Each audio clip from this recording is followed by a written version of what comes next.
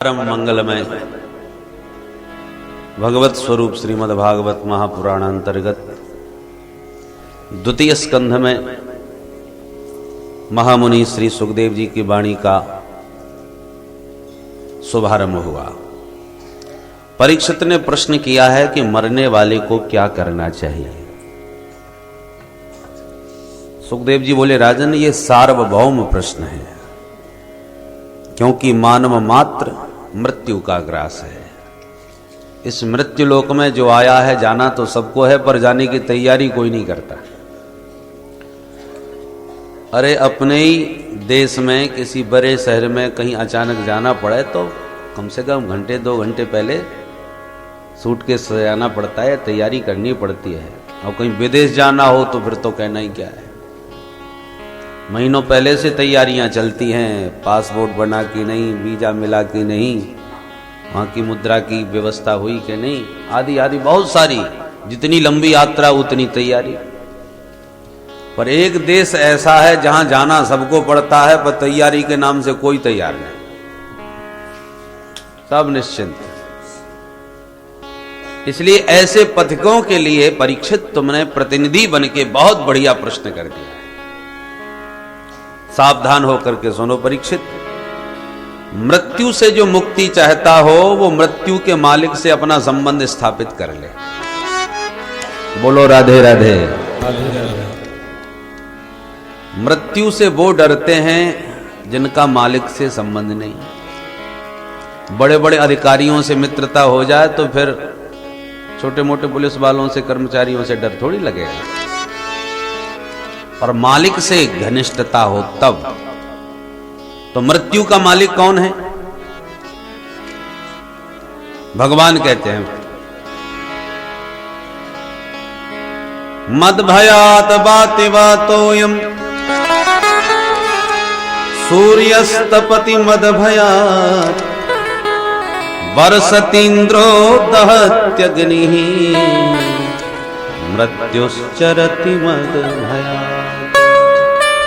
भगवान कहते हैं, मेरे भय से ही वायु चल रही है, सूर्य प्रकाश दे रहे हैं, अग्नि जला रही है और मृत्यु मार रही है।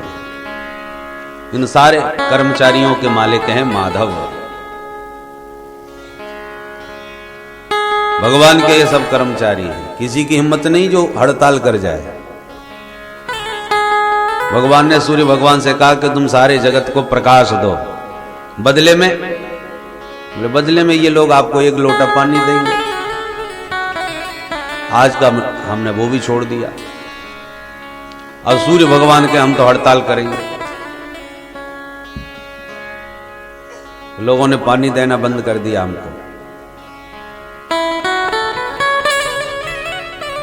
प्रकाश न मिले बिजली का तो हम परेशान हो जाते हैं। बिजली गुल हो, समय पर बिल जमा करो तब सुविधा मिलेगी। ये हमारी सरकार की व्यवस्था है भाई। बिजली का प्रयोग करते हो तो बिल देना पड़ेगा, हर सुविधा का टैक्स। चाहे वो पुल बनाया हो, चाहे सड़क बनाई हो, या नल फिट कराए हो, जो भी सुविधा सरकार देती है हर सुविधा पर शुल्क लेती है। और ठाकुर जी की सारी सुविधाएं निःशुल्क। सूर्य भगवान ने कभी अपना टैक्स भेजा, इतना बिल जमा करो, इतना उजेला देता हूं। चंद्रमा ने अपनी शीतल किरणों का कभी बिल भेजा? मेघमंडल पानी बरसा के चले जाते हैं, 2-4 साल न बरसे तो हाहाकार मच जाए। और बेचारा पानी बरसाने के बाद बिल भेजता है क्या? शीतल मंद सुगंध हवा चलती है, किसी का कोई बिल नहीं, निःशुल्क सुविधा। तो भगवान कहते हैं, भाई ये देवता हैं, मेरे कर्मचारी हैं जो तुम्हारी सेवा कर रहे हैं, तो तुम्हें भी इनकी सेवा करनी चाहिए। ठीक है कि किसी ने हमको पानी पिलाया, वो हमसे पैसा न मांगे तो कम से कम धन्यवाद तो देना चाहिए। एक शिष्टाचार है, एक सभ्यता के नाते कुछ तो उसके प्रति कृतज्ञता प्रकट करो। भगवान ने नियम बनाया कि जो देवता तुम्हें इतनी सारी सुविधाएं दे रहे हैं, उसके बदले में जीवन में कम से कम 1 यज्ञ करवाओ। ताकि उन देवताओं को भोजन खिला सको।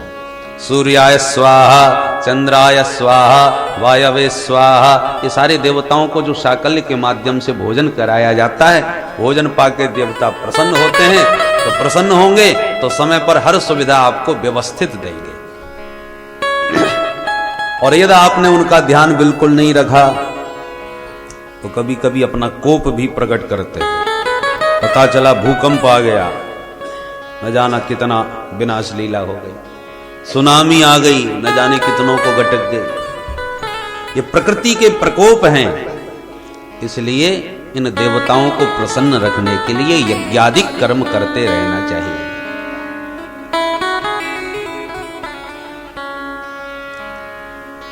तो जो मृत्यु के भी मालिक हैं, सारा संसार जिनके अधीनस्थ है, जिनके इशारों पर चलता है, वो जगन्नाथ से अपना संबंध जोड़ो। संबंध कैसे जुड़ेगा मेरा?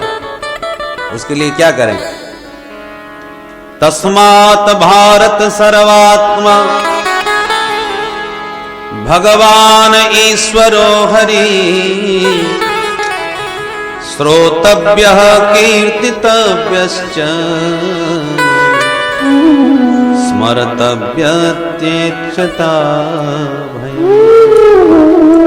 मृत्यु से जो अभय चाहता हो, वो माधव के चरित्रों का सबसे पहले श्रवण करना प्रारंभ करे। श्रोतव्यः, श्रवण करो। जब तक प्रभु की महिमा को तुम सुनोगे नहीं, जानोगे नहीं, समझोगे नहीं, तब तक तुम्हारा प्रेम उनसे हो भी नहीं सकता। किसी से प्रेम कब होता है? जब उसके दिव्य गुण गणों का ज्ञान होता है, जब उसके बारे में ज्यादा से ज्यादा आप सुनेंगे, तभी तो प्रेम बढ़ेगा।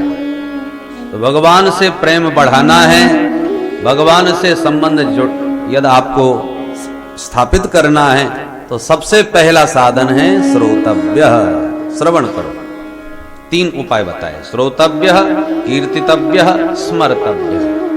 पहले तो श्रवण करो। सुनते सुनते जब उनकी महिमा का ज्ञान हो जाए तो फिर दूसरों को भी सुनाओ। जिससे बहुत प्रेम हो जाता है ना, उसकी चर्चा फिर सुनने में भी बड़ा आनंद आता है। अपने प्रिय की चर्चा से कभी मन अघाता ही नहीं। और जब मन अघाएगा नहीं, हमेशा सुनोगे, तो जब भी तुम्हारे पास कोई बैठेगा उसको भी वही बातें सुनाओगे। अपने बच्चे से कितना प्यार होता है, और उसने कोई बहुत बड़ा पुरस्कार प्राप्त कर लिया हो तो आपका हृदय कितना आह्लादित होगा। इतना गुणी है हमारा बेटा, प्यार है, इसलिए उसकी महिमा से हमको प्रसन्नता है। अब आपको पता भी है कि उसने इतना बड़ा पुरस्कार प्राप्त किया है, फिर भी कोई आके पूछे, अरे आपको मालूम आपके बेटे ने क्या कमाल किया है, तो आपको मालूम होते हुए भी अनजान बन जाओगे। नहीं, हमें तो नहीं मालूम, आप ही बताओ। माने जानते हुए भी अनजान बन करके और ज्यादा से ज्यादा सुनने का मन होता है कि हमारे बेटे की महिमा हम जितना ज्यादा सुन सकें सुने। ऐसी भक्तों को जब भगवान से सच्चा प्रेम हो जाता है तो भगवान की लीलाओं का ज्ञान होने पर भी वो अघाते नहीं कि और ज्यादा से ज्यादा प्रभु की महिमा मैं सुनूं। और जो आएगा उसको भी आप सुनाओगे वही चर्चा। प्रथम भगति संतन कर संगा, दूसरी रति मम कथा प्रसंगा। जो भगवान के रसिक संत हैं, उनके सानिध्य में जब बैठोगे तो संतों के हृदय में तो वही भरे हैं, वो बारंबार उन्हीं की चर्चा आपको सुनाएंगे। हमारे प्रभु ऐसे हैं, उनका स्वभाव ऐसा, उनका प्रभाव ऐसा, ये सब सुना सुना के तुम्हें भी उसका दीवाना बना देंगे। इसलिए श्रोतव्यः, ज्यादा से ज्यादा सुनो। सुनने के बाद कीर्तितव्यः, भगवान की महिमा को दूसरों को भी सुनाओ। उनकी महिमा का वर्णन करो, चाहे गद्य से चाहे पद्य से, गा करके या समझा करके। भगवान की महिमा जितनी गा सको खूब सुनाओ लोगों को। और जब खूब महिमा में डूब जाओ तो स्मर्तव्य, फिर लगा लो समाधि। एकांत में भी बैठे हैं तो वही चिंतन, वही स्मरण। अब मन में भरा है संसार और फिर लगाने बैठ गए ध्यान, तो वो संसार जो मन में भरा वही संसार का ध्यान भी आएगा। और मन में जब भगवान बैठ जाएंगे, हृदय में विराजमान हो जाएंगे, तो आंख बंद करते भी वही नजर आएंगे, उन्हीं की लीलाएं नजर आएंगी, पल पल में उन्हीं का स्वतः स्मरण हो। बच्चे से बहुत प्यार होता है और बच्चा यदि परदेश चला जाए तो माँ को बेटा बेटा कह के माला नहीं जपना पड़ता, वो बात बात में अपने बेटे को याद करता है। न जाने आज उसने क्या बनाया होगा, न जाने क्या खाया होगा, न जाने कैसे रहता होगा, इतनी भयंकर सर्दी पड़ रही है, कहीं ध्यान न रखा तो बीमार न पड़ जाए, आदि आदि पग पग पर माँ अपने बच्चे को स्वभावतः याद करती है, क्योंकि उससे प्यार करती है। ऐसे ही जब भगवान से सहज प्रीति हो जाएगी तो फिर ज्यादा प्रयास नहीं करना पड़ेगा। जब मन में प्रीति है तो अपने आप ही उसी की चर्चा सुनने में आनंद, उसकी चर्चा करने में आनंद। आंख बंद करो तो उसका ध्यान, सोते बैठते उठते 24 घंटे उसी का चिंतन स्वभावतः प्रारंभ हो जाए। इसलिए श्रोतव्य, कीर्तितव्य, स्मर्तव्य, श्रवण करो, चर्चा करो और उसी का स्मरण करो। परीक्षित बोले हमारे जीवन में तो मात्र 7 दिन बचे हैं महाराज। सुखदेव जी बोले तो 7 दिन कोई कम होते हैं क्या? अरे परीक्षित, एक सूर्यवंश के राजा हुए हैं, नाम था खट्वांग, बड़े प्रतापी थे। देवासुर संग्राम में देवताओं के पक्ष में मिलकर असुरों को इन्होंने परास्त कर दिया। देवता सब गदगद हो गए, महाराज खट्वांग आपके बाहुबल से हम लोग विजयी हुए हैं, बोलो क्या चाहते हो, हमसे मांगो। राजा खट्वांग बोले मांगेंगे बाद में, पहले ये बताओ हमारी उम्र कितनी बची है। देवताओं ने दिव्य दृष्टि से देखकर कहा क्षमा करें महाराज, आपका जीवन केवल 1 मुहूर्त शेष बचा है, 1 मुहूर्त के बाद आप मरने वाले हैं। ओहो बस, बोले हाँ। तुरंत खट्वांग सावधान हो गए, देवताओं से बोले शीघ्र मुझे गंगा किनारे पहुंचाओ और मुझे कुछ नहीं चाहिए। तत्क्षण विमान से बैठकर गंगा तट आए, 1 मुहूर्त के अंदर ही गंगा के किनारे आंख बंद करके बैठ गए। सारे संसार का चिंतन त्याग कर गोविंद के चरणों का ध्यान करते करते मुहूर्तात् सर्वमुत्सृज्य गतवान अभयम हरि, 1 मुहूर्त में ही सर्वस्व त्याग करके गोविंद का ध्यान करते हुए परम गति को प्राप्त हो गए। तो जब राजा खट्वांग 1 मुहूर्त में ही गति प्राप्त कर सकते हैं तो तेरे पास तो पूरे 7 दिन बचे हैं, तू क्यों चिंता करता है? चिंता न करो राजन, 7 दिन बाकी अभी, घड़ी भर में ही परलोक प्राप्त होता है। खट्वांग से राजा का मोक्ष 2 घड़ी में हुआ, तेरा तो शरीर अभी 7 दिन तक रहता है। मेरा यह कथन है, ऋषि सब साक्षी है, भागवत पुराण से कष्ट सब मिटता है। देखता हूं आज से 7वां दिन तुम्हारे लिए, मोक्ष द्वार राम मार्ग कैसे नहीं खुलता है। बोलो सुखदेव जी महाराज की जय। ये सुखदेव जी के आत्मविश्वास से परिपूर्ण वचन है, दुविधा संदेह कहीं नहीं, पूरी गारंटी के साथ जिम्मेवारी के साथ कह रहे हैं। और इन वचनों को सुनते ही महाराज परीक्षित एकदम निश्चिंत हो गए। 7वें दिन मरने वाला हूं, ये जो आतंक, ये जो भय एकदम समाप्त हो गया, भाग गया। कुछ डॉक्टर इतने आत्मविश्वास से परिपूर्ण होते हैं, अपनी विद्या में तो निपुण होते ही हैं, योग्यता से संपन्न हैं, परंतु कदाचित कोई भयंकर रोगी भी आ जाए और उसके ठीक होने की भी भले उतनी संभावना न हो, फिर भी मरीज का हाथ पकड़ते ही मुस्कुरा करके ऐसी मीठी मीठी बातें डॉक्टर साहब करते हैं कि आधी बीमारी तो उसका हाथ पकड़ते ही दूर हो जाती है। रोगी को लगने लगता है कि हाँ अब ये डॉक्टर साहब मुझे ठीक कर देंगे। और कई डॉक्टर ऐसे भी होते हैं कि अच्छे भले आदमी का भी हाथ पकड़ लें तो आधा बीमार कर देते हैं। अरे राम राम, तुम्हारी नब्ज तो बड़ी तेज चल रही है, आंखों में पीलापन भी दिख रहा है, पीलिया की संभावना हो सकती है, तुम ये चेक कराओ, वो चेक कराओ। हमको तो लगता है बीमारी बहुत खतरनाक है। चक्कर तो नहीं आते, हमने भी आ रहे हो तो आने लग जाएंगे बेचारे, इतना घबरा जाएगा। तो बुद्धिमान व्यक्ति हमारे सुखदेव जी महाराज इतने आत्मविश्वास से परिपूर्ण संत हैं कि परीक्षित को जब विश्वास पूर्वक कहा, परीक्षित 7 दिन बहुत होते हैं, खट्वांग ने तो 1 मुहूर्त में ही मुक्ति का अधिकार प्राप्त कर लिया, तू क्यों चिंता करता है। बाप परीक्षित एकदम निश्चिंत हो गए कि सुखदेव जैसे सिद्ध परमहंस मिले हैं तो अब मुझे विश्वास है कि मेरा कल्याण अवश्य हो जाएगा। महाराज इतना बता दीजिए, भगवान का भजन कैसे किया जाता है, भगवान में मन कैसे लगाया जाता है। परीक्षित ने पूछा, ये मन प्रभु में कैसे लगे। सुखदेव जी कहते हैं 4 बातों का पहले अभ्यास साधक को करना चाहिए। कौन कौन? जितासनो जितश्वासो जितसंगो जितेन्द्रिय स्थूले भगवतो रूपे मनः संधारे धिया।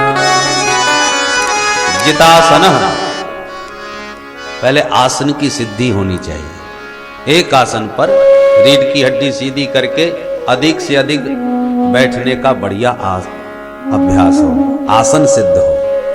जब तक आसन सिद्ध नहीं होगा तब तक प्राय ध्यान में भी शरीर का ही ध्यान ज्यादा रहेगा।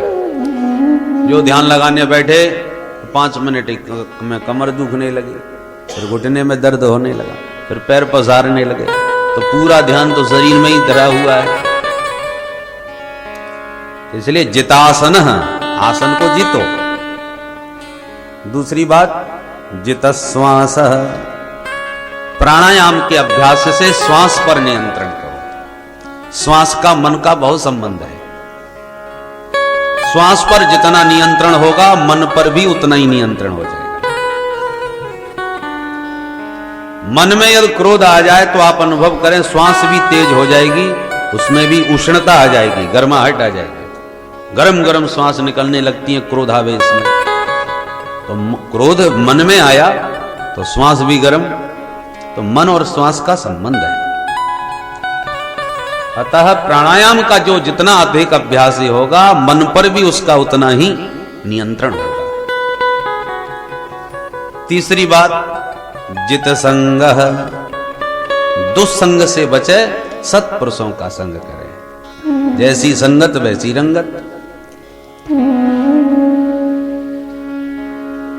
विषयी चर्चा, सांसारिक चर्चा बार बार सुनोगे तो संसार के ही विषयों का चिंतन भी होगा मन में। भगवत चर्चा, गोविंद के दिव्य गुणगणों की चर्चा जब सुनोगे तो मन में गोविंद का आकर्षण उत्पन्न होगा। इसलिए संग उत्तम हो। और दूसरी बात जित संग का अर्थ यह भी है संसार से असंग हो। संसार से असंग का मतलब संसार में चिपके नहीं रहे, संसार में, और संसार को अपने में न रखे, माने उसका अधिक चिंतन न करे।